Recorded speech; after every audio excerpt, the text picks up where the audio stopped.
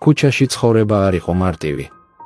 10 წლიანი არსებობა მშიერი დღეებითა და ცივი ღამეებით სავსე იყო, მაგრამ ნიკო არ ნებდებოდა.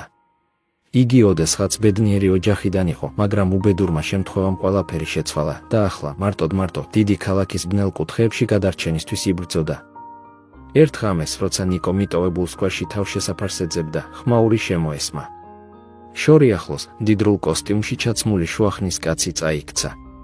ნიკოს თავიდან ეგონა, რომ ის მთვრალი იყო, მაგრამ უფრო ახლოს მისულმა დაინახა, კაცს სუნთქვა უჭირდა, ბიჭი არ დაიბნა, სწრაფად მოძებნა ტელეფონი და სასტრაფოში დარეკა. როცა ექიმები მოვიდნენ, უთხრეს, რომ კაცს გულის შეტევა ჰქონდა.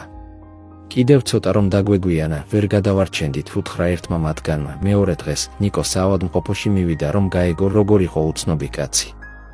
აღმოჩნდა, რომ ეს გახლდათ ერთ-ერთი ყველაზე მდიდარი ბიზნესმენი ქალაქში.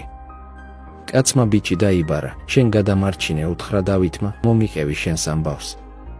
ნიკომ გულწრფელად მოუყვა თავის ცხოვრებაზე, მძიმე დღეებზე და იმაზე, როგორ გადარჩა.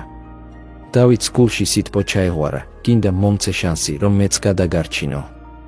ჰკითხა მან, იმ დღის შემდეგ ნიკოს ცხოვრება რადიკალურად შეიცვალა. დავითმა მას განათლება მისცა, სახლი მოუწყო და შანსი მისცა, რომ საკუთარი გზა ეპოვა. წლების შემდეგ ნიკო უკვე წარმატებული ახალგაზრდა იყო. თუმცა არასდროს დაავიწყდა თავისი წარსული და არც ის, რომ ერთი კეთილი საქციელი, ერთი სწორი გადაწყვეტილება მთელი ცხოვრების შეცვლა შეუძლია. Dread.com, ქართული სოციალური ქსელი.